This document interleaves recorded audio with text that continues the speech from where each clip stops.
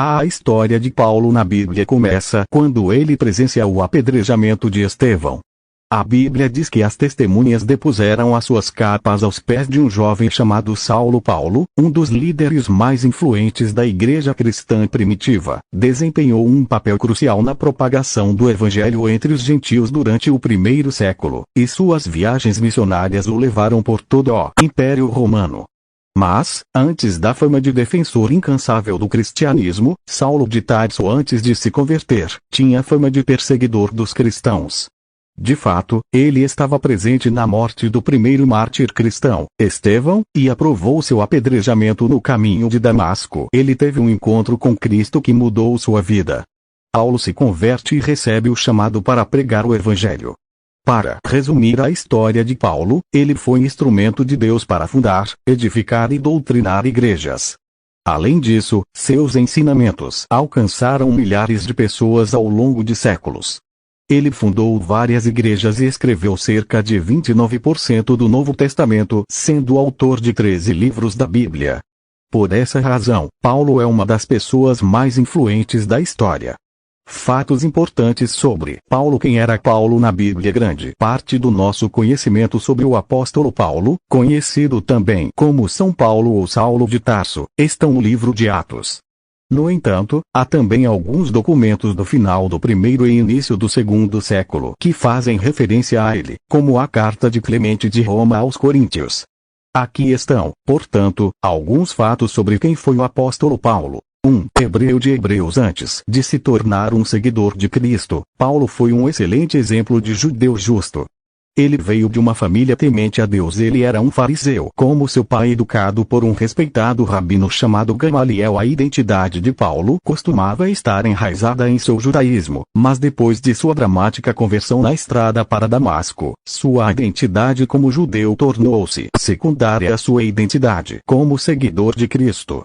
Ele passou grande parte de seu ministério desfazendo a ideia de que, para ter uma fé salvadora em Jesus, os gentios devem primeiro tornar-se judeus, adotando a lei mosaica. Ser um hebreu de Hebreus deu-lhe credibilidade e experiência ao falar para um público judaico, e além disso, o ajudou a falar sobre a incapacidade da lei de tornar as pessoas justas. Um cidadão romano. Paulo nasceu em Tarso, uma cidade próspera na província da Cilícia, que lhe concedeu a cidadania romana. Esse status lhe deu privilégios especiais e, em alguns casos, o salvou de abusos. Paulo enfrentou acusadores que queriam seu julgamento e morte. No entanto, para se proteger, Paulo usou sua cidadania romana para exigir que o próprio César ouvisse o seu caso. Então, o procurador teve que conceder esse direito. Infelizmente, a história de Paulo não é o foco de Atos, e o livro termina antes que ele chegue até César. Como cidadão romano, Paulo possuía um status cobiçado. Alguns, como o centurião em Atos, tiveram que pagar muito para tê-lo. Outros serviram 25 anos nas forças armadas romanas para obtê-lo. Mas Paulo nasceu com esse privilégio. Ele não se orgulhou desse status, mas pregou sobre uma cidadania que todos poderiam receber aceitando Jesus como Salvador. Um perseguidor de cristãos como fariseu, antes de sua conversão ao cristianismo, Paulo via os cristãos como uma ameaça para o judaísmo. Da perspectiva de Paulo, essas pessoas estavam blasfemando contra Deus, desviando seu povo. Ele acreditava que Jesus era um impostor e, portanto, as pessoas o executaram de forma legítima por alegar ser Deus. E como os cristãos continuavam espalhando a ideia de que Jesus era Deus, Paulo os considerava como pecadores da pior espécie.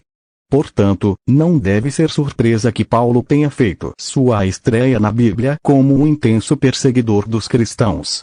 Quando apedrejaram Estevão até a morte por pregar o evangelho, as testemunhas depuseram suas túnicas aos pés de um jovem chamado Saulo, e Saulo aprovou que o matassem. Mais tarde, Paulo pediu permissão ao sumo sacerdote para levar os cristãos, conhecidos como seguidores do caminho, como prisioneiros. A notoriedade de Paulo como perseguidor deixou os crentes desconfortáveis.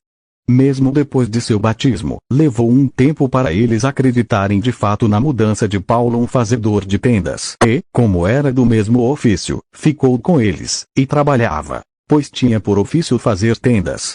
Paulo tinha como profissão fazer tendas. A expressão é mais precisa se traduz como trabalhadores em couro, pois as tendas se faziam com pelos ou couro de cabra. Priscila e Áquila tinham a mesma profissão de Paulo. Todo menino judeu aprendia um ofício e tentava ganhar a vida com ele.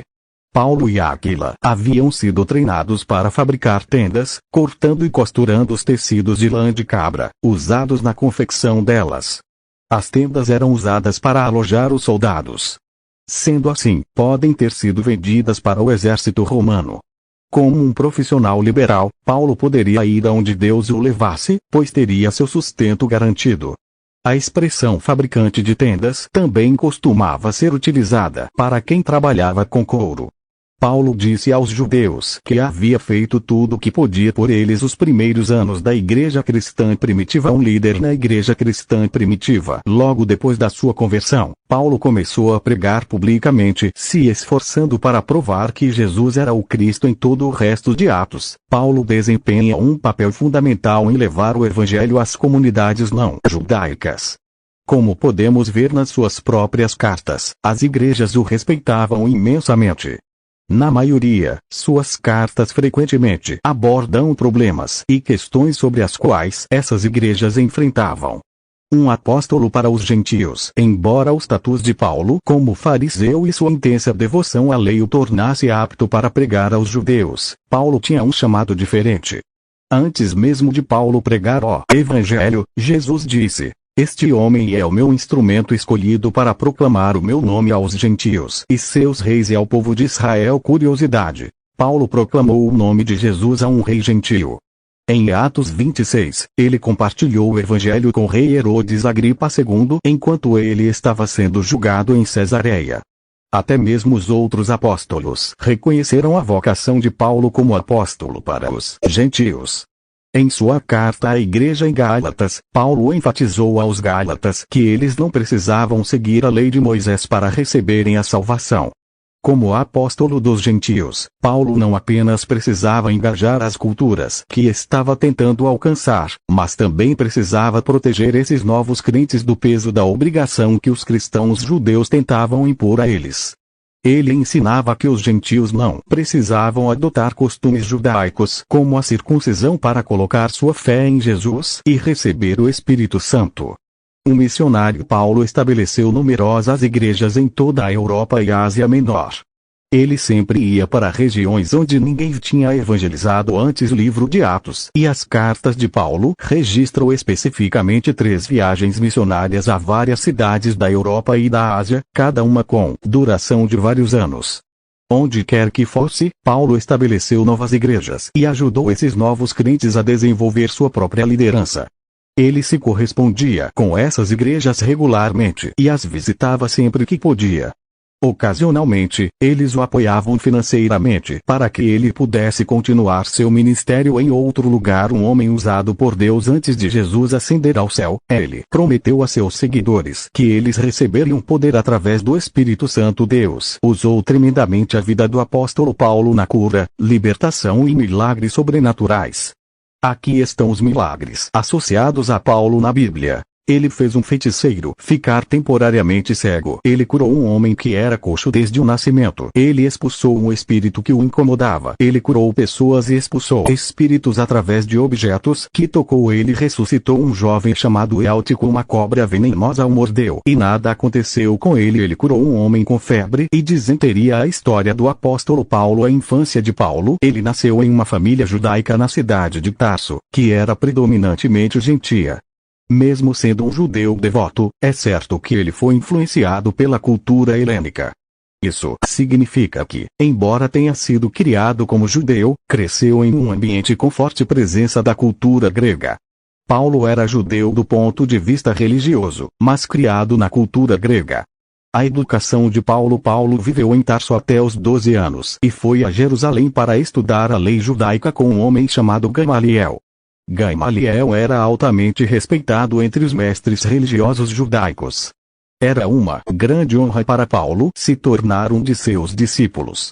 Certamente, ele era uma criança bem dotada e demonstrava alguma paixão pelo estudo das escrituras hebraicas. Ter o privilégio de estudar no Templo de Jerusalém, com um mestre como Gamaliel, representou uma forma de preparação significativa para o ministério que Deus tinha em mente para ele. A herança de Paulo era um judeu devoto, profundamente dedicado.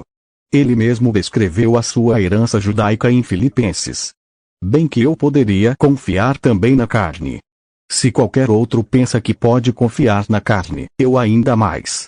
Circuncidado ao 8º dia, da linhagem de Israel, da tribo de Benjamim, hebreu de hebreus. Quanto à lei, fariseu, quanto ao zelo, perseguidor da igreja. Quanto à justiça que há na lei, irrepreensível em todas as suas declarações, ele afirma e até prova as suas raízes judaicas. Além disso, ele destaca que não era apenas judeu comum. Ele era legítimo, um hebreu dos hebreus, um fariseu, um perseguidor da igreja.